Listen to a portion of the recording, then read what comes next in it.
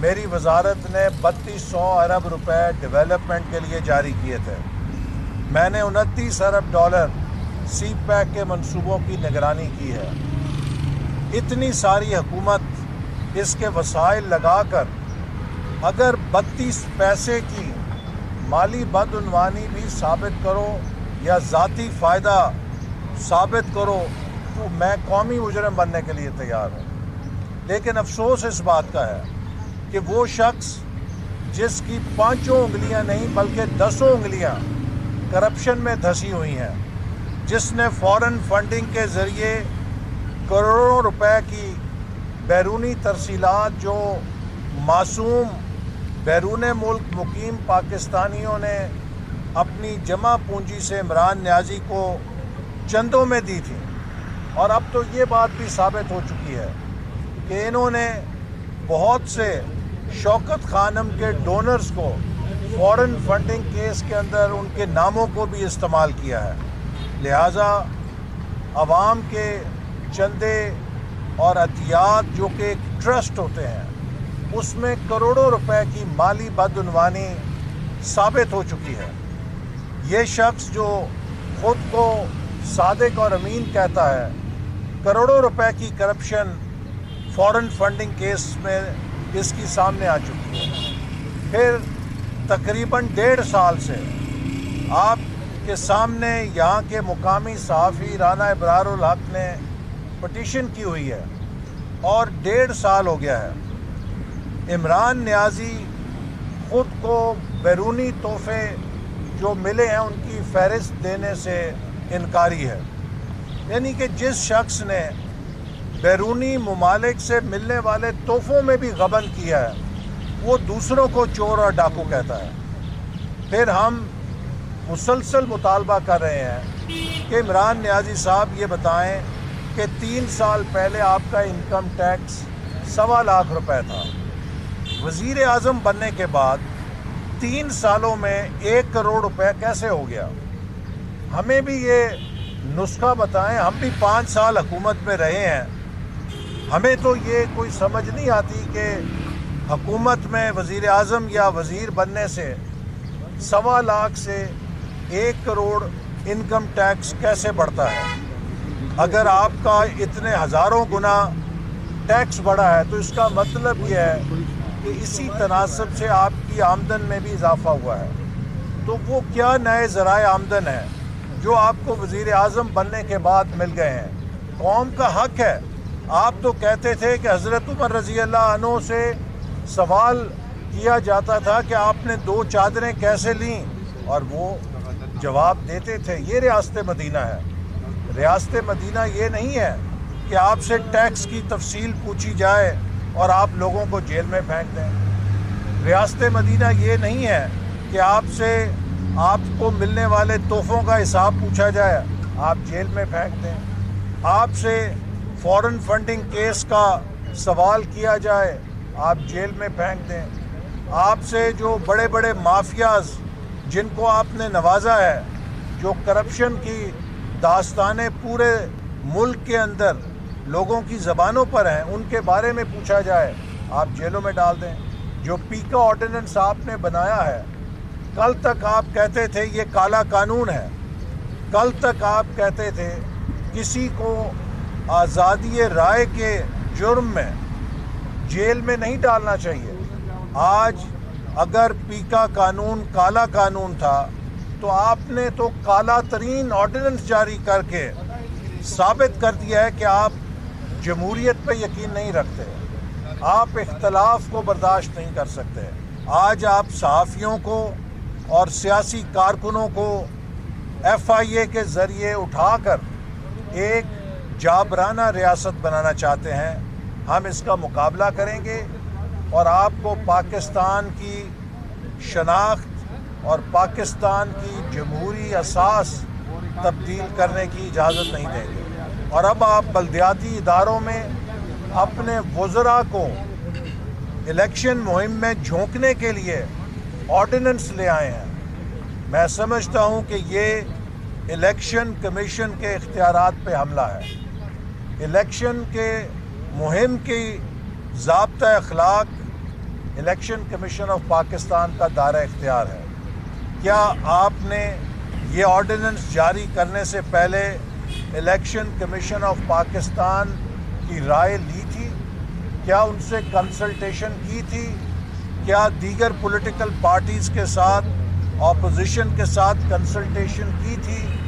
یہ اس بات کا ثبوت ہے کہ آپ اپنی مرضی کے قوانین بنا کر پاکستان کے قانون کو آپ نے پی ٹی آئی کا آئین بنا لیا ہے۔ پاکستان کا آئین پی ٹی آئی کا آئین نہیں ہے کہ جب چاہا جیسے چاہا اسے توڑ موڑ کے اپنی مرضی کے مطابق ڈھا لیا۔ ہم پاکستان کے آئین سے اور قانون سے آپ کو کھیلنے نہیں دیں گے، اور اب انشاءاللہ آپ کی الٹی گنتی شروع ہو چکی ہے، اور اب یہ حکومت عوام کے لیے ناقابل برداشت ہو چکی ہے، اور انشاءاللہ تعالی آپ جلد عوام کے سامنے اس چارج شیٹ کا بھی سامنا کریں گے، اور اسمبلی کے اندر اپوزیشن کی تحریک عدم اعتماد کا بھی سامنا کریں گے۔ جو وزیر صبح کو اور دن میں زور زور سے اپوزیشن کے خلاف بول رہے ہوتے ہیں، جو ہی سورج ڈھلتا ہے تو شام کو وہ اپوزیشن سے رابطے کر رہے ہوتے ہیں کہ ہمارے بیانات نہ دیکھا کرو، ہمارے لیے کوئی جگہ بناؤ، ہمارے لیے کوئی گوشہ نرم رکھو۔ ہم خود عمران نیازی سے بڑے تنگ ہیں، کیا کریں کہ وہ مجبور کرتا ہے کہ اپوزیشن کے خلاف اس طرح کی زبان استعمال کرو۔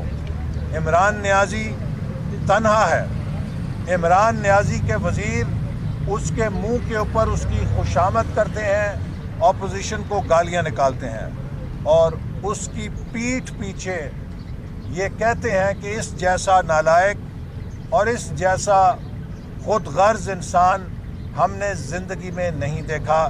تو ان وزیروں پہ اگر اس کی حکومت قائم ہے تو یہ پھر آشیانہ یا یہ گھونسلہ بہت ہی ناپائیدار بنیادوں پہ قائم ہے۔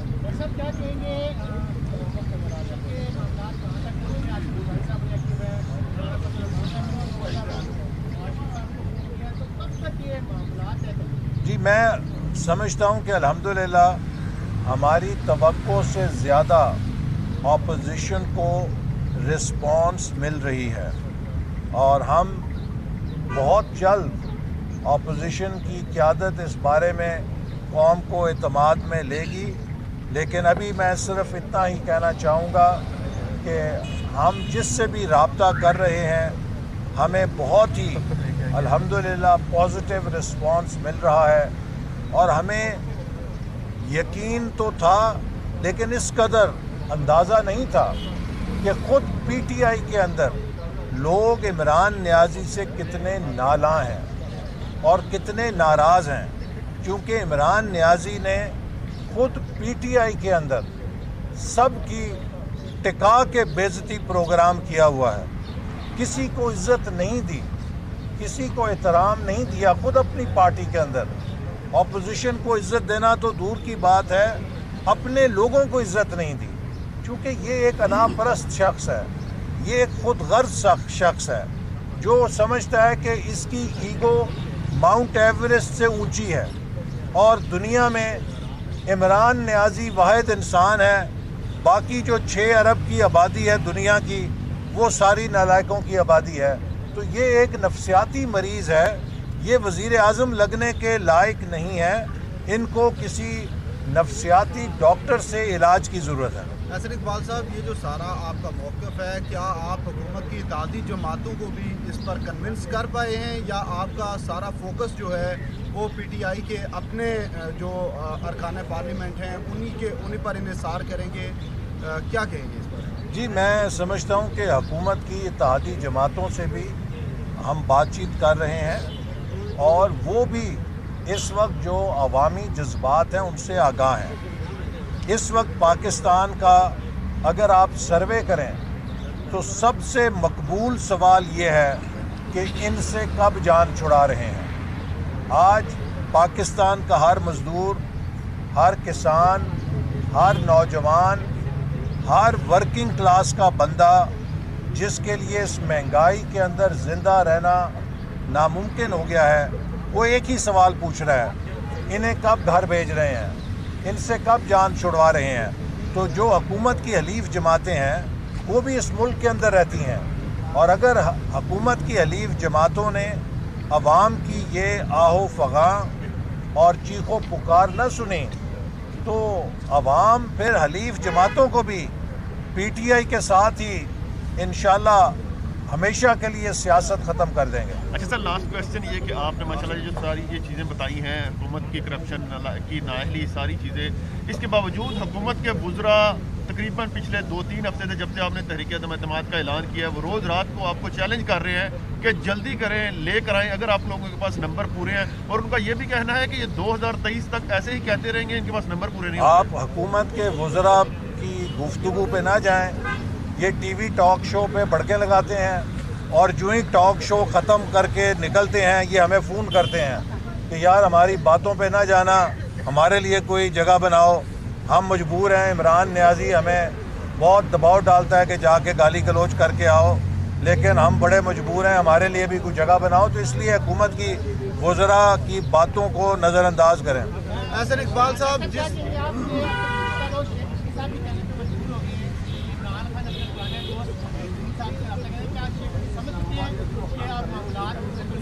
دیکھیے، شیخ رشید صاحب پرانے سیاسی کارکن ہیں، میرا خیال ہے انہیں اندازہ ہو گیا ہے کہ عمران نیازی کی گیم از اوور۔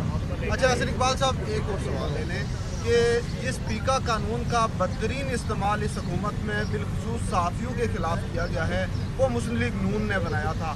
ویسے تو آپ حکومت کو یہ لگ رہا ہے کہ وہ بھی کافی نہیں ہے، اس کو مزید ڈریکونین لا میں تبدیل کیا جا رہا ہے، لیکن آپ اپنے اس سٹانس پہ جو آپ نے قانون بنایا تھا، آپ کیا سمجھتے ہیں؟ دیکھیے، پہلی بات یہ ہے کہ یہ بات میں تصحیح کر دوں، پیکا قانون پیپلز پارٹی کے دور میں بنا تھا اور 2 دفعہ آرڈیننس بھی جاری ہوئے اس وقت۔ مسلم لیگ نون نے اس پر مکمل پارلیمنٹ کا جو ضابطہ ہے، کارروائی ہے، اس کے ذریعے 2 سال کے بعد اس کو پارلیمنٹ نے پاس کیا، ہم نے کسی آرڈیننس کے ذریعے سے لاگو نہیں کیا، اور ہمارے دور میں ہم نے اس کا کوئی ایسا ناجائز استعمال نہیں کیا جس سے کہ ہم حکومت کے اختیارات کو استعمال کر کے صحافیوں کو ان کی آواز کو دباتے۔ آپ کو پتہ ہے کہ اس پیکا قانون کے باوجود میڈیا نے جتنا مسلم لیگ نون کا ڈنکا بجایا ہے اس کی پاکستان میں کوئی تاریخ نہیں ملتی، کوئی مثال نہیں ملتی۔ ہمارے دور میں جتنا میڈیا آزاد تھا، جتنی اس نے حکومت کے اوپر تنقید کی، جتنی عمران نیازی کی خالی کرسیوں کو چھپا کر 4 گھنٹے عمران نیازی کے بھاشن عوام کو سنائے، اس کی تو مثال ہی نہیں ملتی۔ تو مسلم لیگ نون نے تو میڈیا کو جتنی آزادی دی، شاید پاکستان کی تاریخ میں کسی حکومت کے دوران میڈیا اتنا آزاد خود کو نہیں محسوس کرتا تھا کہ جو چاہتا تھا، جیسے چاہتا تھا، جتنا چاہتا تھا حکومت کے خلاف بولتا تھا۔ ہر بار